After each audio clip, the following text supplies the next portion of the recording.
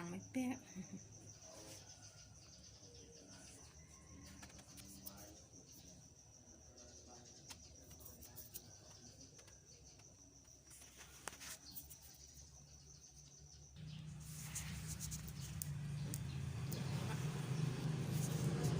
ทานมาใส่ไปเลย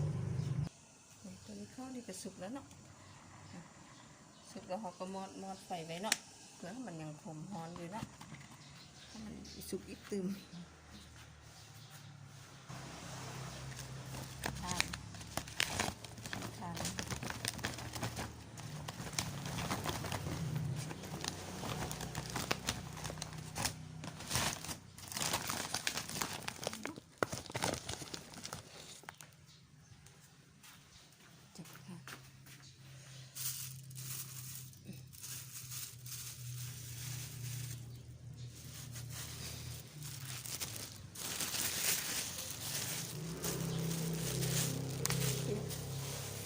ตัวเปรี้ยว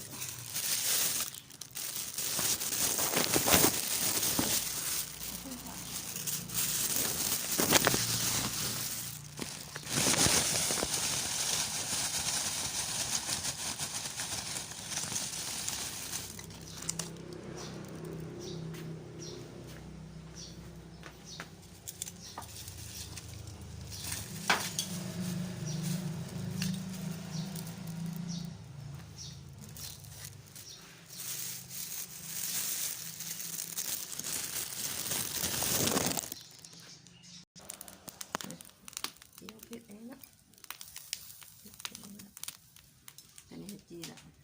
เทียมบัวเนาะ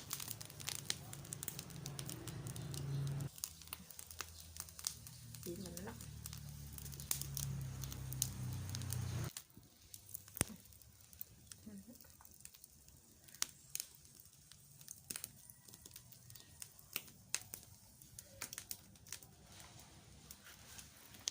อันนี้มาปรุงเกลือกัน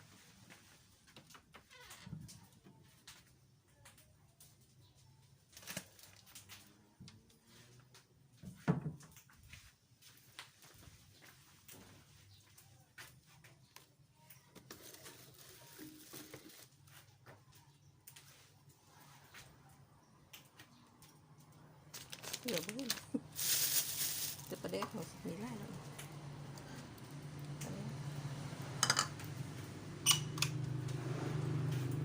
มาบัดนี้มาได้ปลามาแล้วเนาะประเดี๋ยวใส่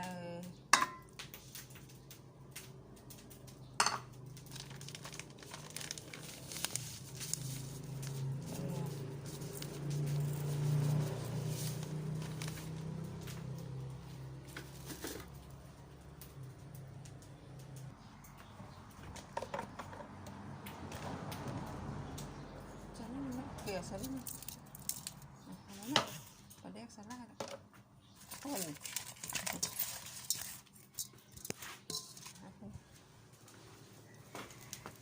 เดี๋ยวปีกแล้ว